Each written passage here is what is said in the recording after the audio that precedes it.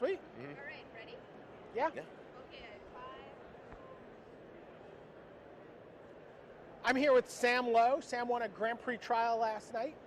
So Sam, you were just telling me that you're just getting into the Grand Prix swing of things, so it's got to feel really nice to start your Grand Prix sort of swing off with 2 buys. It absolutely does. I was planning on just entering an 8-man, and then my friend was like, "Oh, there's these grinders you can do," and I was like, "Oh, sure, let's go. Let's see how that goes," and went fantastically. How did you end up deciding to play a blue-red Eldrazi deck for Standard? I was originally going to be on Willie Portis's Abs on Blues, what I've been playing for a while now. He and I tested together a ton. He's got really good results with the deck.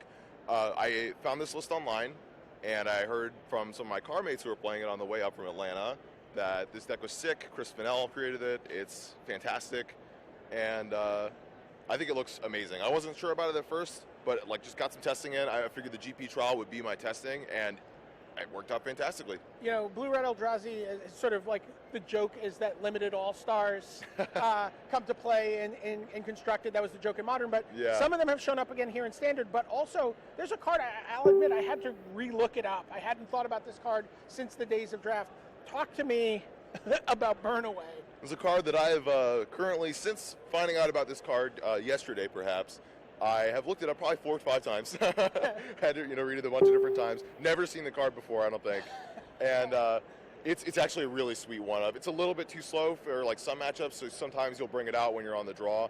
But it really just is fantastic against pretty much the entire field. What makes it so good? It has a lot of versatility, right? So it's going to, in every single matchup, it's going to do something. You're going to kill a creature, and you're going to get rid of their Delve, or you're going to hit their Collected Company so they can't flash it back with Jace, or obviously, in response to a rally, right? It's fantastic. Oh, well, that sounds like a good thing to be doing in this Standard format right now. Absolutely. Talk to me about Hedron Crawler, Another limited all-star. Yeah, limited all-star, everybody's fan favorite.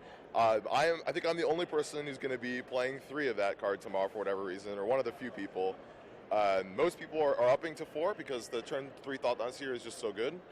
But I really, you have so many 3-drops, and they're so key to the deck. We've got Sky Spawner, Aggregate, and Reshaper, that I figured, in testing and in the play, Hedron Crawler has not been super fantastic, and I'm only playing the 1 Reality Smasher right now, so just having 3 is good. And you side 1 out a lot, too. Yeah, so if you have enough stuff to do on turn 3, it's not as exactly. Not as crucial for you. Okay. You just wind up having the extra mana doing nothing, so. Matter Reshaper's a card I've been very excited to see doing well.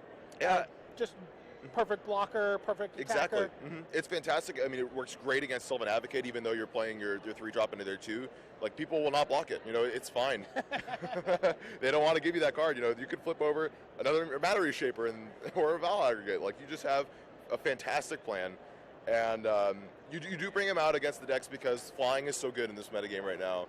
And, you've got, Rose, so you have problems with flyers in the deck, but Matter Reshaper is fine. Yeah. So Reality Smasher, only 1. Reality Smasher on the 1 of. Originally, I think a guy named Taylor was playing 2 of it, and that's what I won the GP trial with, the grinder. And I was not super impressed. I wish I figured out a way to cut that one too, honestly.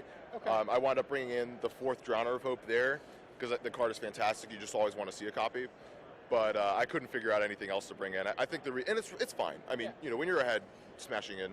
2 Hangerback Walkers, but I want to talk about Thought Knot Seer. Mm-hmm. Again, obviously, you talk about the idea of wanting to get it out on turn 3. Yeah.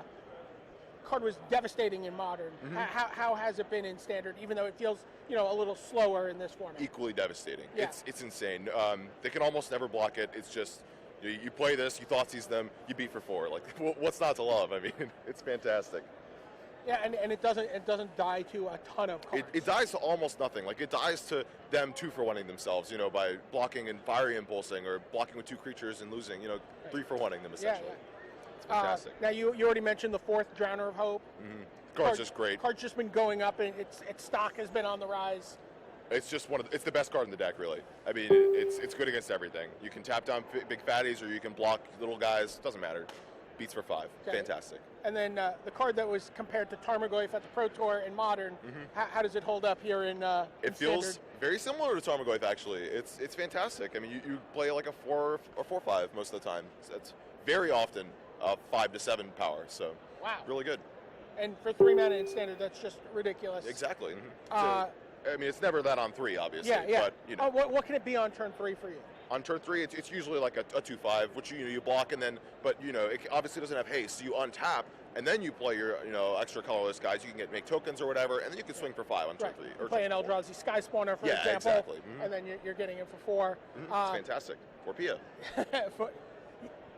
Yeah, Pia and Kieran, and then I think another interesting card here is we see the 1 island, but 4 copies of Roast main deck. What is that there for? Like, why? That's a card where you always see in a sideboard.